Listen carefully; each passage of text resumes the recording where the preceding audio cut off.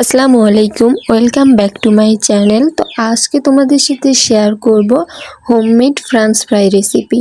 তো রেস্টুরেন্ট স্টাইলে কিভাবে এই ফ্রান্স ফ্রাই রেসিপি আমি তৈরি করলাম সেইটার সহজ রেসিপি তোমাদের সাথে শেয়ার করব। বাইরে থেকে থাকবে কুরকুরে এবং ভিতর থেকে থাকবে নরম। তো চলো দেখে আসি মূল রেসিপিটি। তো এখানে আমি মাঝারি সাইজে 3টা আলু নিয়েছি। এখন এই আলুগুলো খুব সুন্দর করে আমি ছিলে নিয়েছি।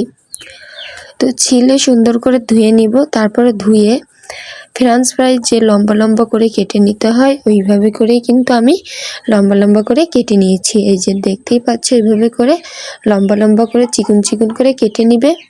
তো এখন এর ভিতরে আমি পর্যাপ্ত পরিমাণ পানি দিয়ে আলুগুলোকে সুন্দর করে ধুয়ে নিব।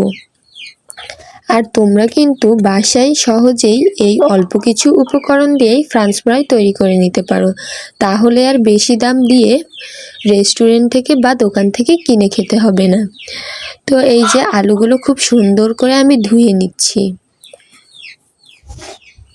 এখন আলুগুলো ধুয়ে আমি এক সাইডে রেখে দিব আর এখানে একটা ব্যাটার তৈরি করে নিব।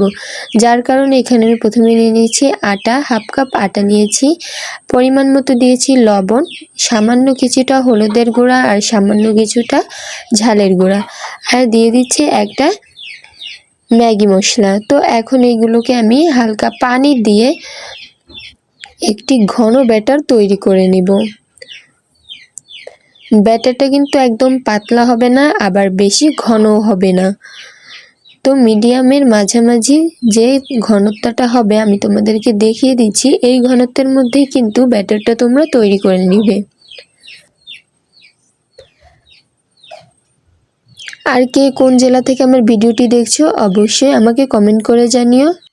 তারপর একটা আলুর পিস নিয়ে আমি ব্যাটারের ভিতর দিয়ে দিলাম, আর তারপর ভালো করে ব্যাটারের সঙ্গে আমি আলুর পিসটিকে খুব সুন্দর করে লাগিয়ে নিলাম। এরপরে পিসটি নিয়ে আমি আবার সেই আটা মানে শুকনো যে আটাটা ছিল ওই আটার ভিতর আমি সুন্দর করে লাগিয়ে নিচ্ছি। তো প্রথমেই কি কাজটা করতে হবে, একটি আলুর পিস নিয়ে প্রথমে ব্যাটারের সঙ্গে ভালো করে মিশিয়ে তারপরে শুকনো আটার সঙ্গে মিশিয়ে নিতে হবে। তো এভাবে করেই কিন্তু আমি প্রত্যেকটা আলুর পিস তৈরি করে নিব। এই যে দেখতেই পাচ্ছ। আর তোমাদের সুবিধার্থে আমি আরও একটি বানিয়ে দেখাচ্ছি। আর তোমরা কিন্তু অবশ্যই এটা বাসায় একবার হলেও ট্রাই করো। মানে বাইরে থেকে দেখতে যতটা মুচমুচে, খেতে কিন্তু ততটা মানে ভিতরে এমন নরম আর বাইরে থেকে মুচমুচে, খেতে কিন্তু আসলেই মজার লাগে। মানে দোকানের থেকেও খুবই পরিমাণে ভালো হয় এটা খেতে। তো এই যে তোমাদের সুবিধার্থে আমি আরও একটি বানিয়ে দেখালাম। এভাবে করেই আমি প্রত্যেকটি আলুর পিস মানে ফ্রান্স ফ্রাই বানিয়ে নিব। এই যে দেখতেই পাচ্ছ প্রত্যেকটি আমার বানানো হয়ে গিয়েছে। এখন এগুলোকে খুব সুন্দর করে তেলে ভেজে নিলেই হয়ে যাবে। কিন্তু একটা জিনিস তোমাদেরকে সবসময় খেয়াল রাখতে হবে, চুলার যে আঁচটা ওইটা কিন্তু লো মিডিয়ামেই দিতে হবে, একদম লো আঁচে দিতে হবে, না হলে কিন্তু তোমাদের কালার চলে আসবে আর আলুগুলো কিন্তু কাঁচা থেকে যাবে। এই জন্য একদম লো মিডিয়ামে দিয়ে তারপরে আলুর পিসগুলো সময় নিয়ে বেশ কিছুক্ষণ সময় নিয়ে ভেজে নিতে হবে, একদম লাল লাল করে। তারপরে কিন্তু তোমরা দেখতে পাবে যে খুব সুন্দর এই যে এরকম একটা যখন কালার চলে আসবে তখন কিন্তু উঠিয়ে নিবে। এই যে দেখতেই পাচ্ছ যে কি সুন্দর একটা কালার চলে এসছে। তো দেখেই বোঝা যাচ্ছে যে উপর থেকে কি সুন্দর ক্রিস্পি হয়েছে আর ভিতরে কি সুন্দর নরম। তো এভাবে করেই সবগুলো ফ্রান্স ফ্রাই আমি ভেজে নিব।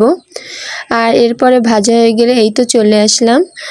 তো এই যে সবগুলো ফ্রান্স ফ্রাই কিন্তু আমার ভাজা হয়ে গেল। দেখতেই পাচ্ছ কি সুন্দর ক্রিস্পি ক্রিস্পি দেখাচ্ছে।